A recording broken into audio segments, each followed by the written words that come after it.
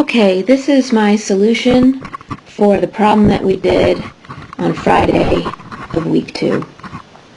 And I should say that this problem is actually really hard, and it was really more of a derivation than a problem. But I want you to focus on what the main ideas were here.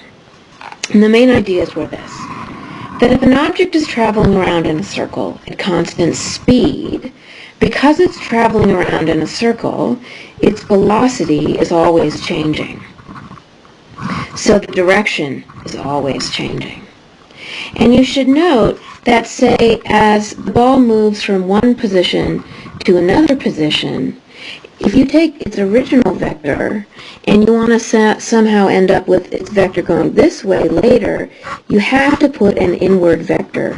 So the change in the velocity, where you have some initial velocity change to a final velocity, has to be inward to the circle. That's the first thing to realize, that change in velocity, therefore the acceleration, is inward. That's really the first insight you want to have there. So the way we would actually solve this problem is we would set up some axes. And let's start, we'll call this the initial position at the top, say at the y-axis.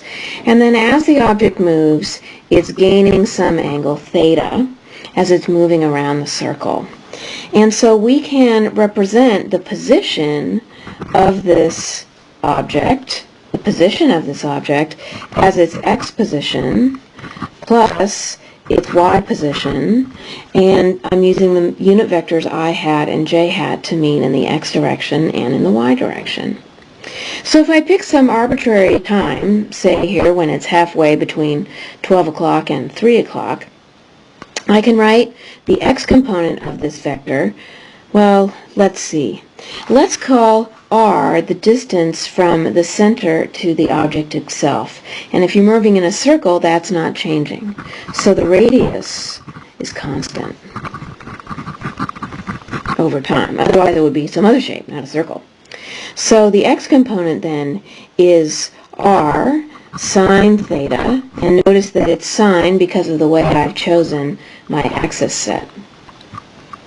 Okay, plus, and the y component is then r cosine theta, and this is in the I hat and the j hat direction. Now here's the insight that you have to have.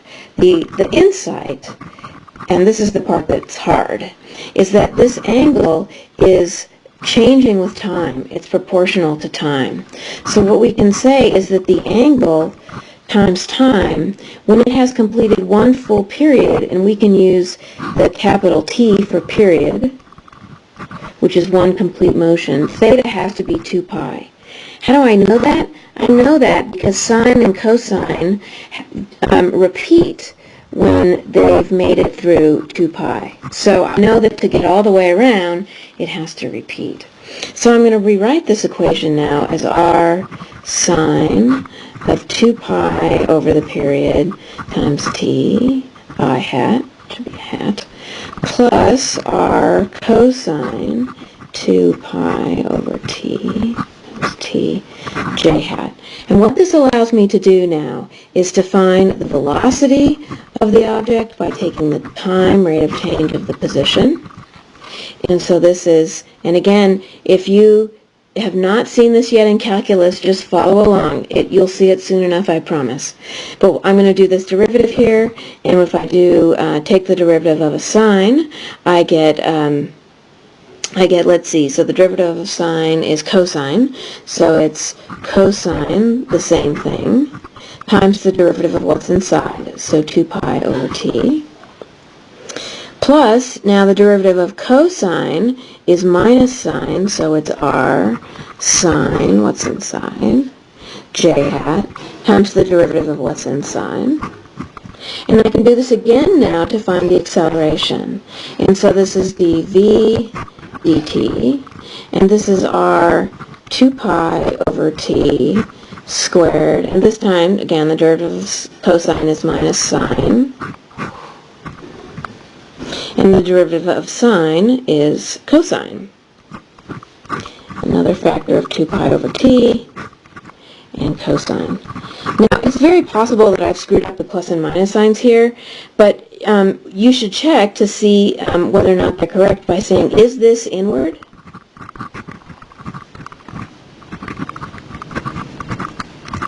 And because I see 2 minus signs here, I expect it to be in the negative x and the negative y, so I think yes, I think it's okay. Anyway, here's the deal. The deal is that to find the magnitude of the acceleration, right, I just take the x squared parts plus the y squared parts, and I get when I square it and then take the square root, I get r 2 pi over t squared, and then I get a square root of sine squared cosine squared. But I know what that is. That's just 1. And so the magnitude of the acceleration is r 2 pi over t squared.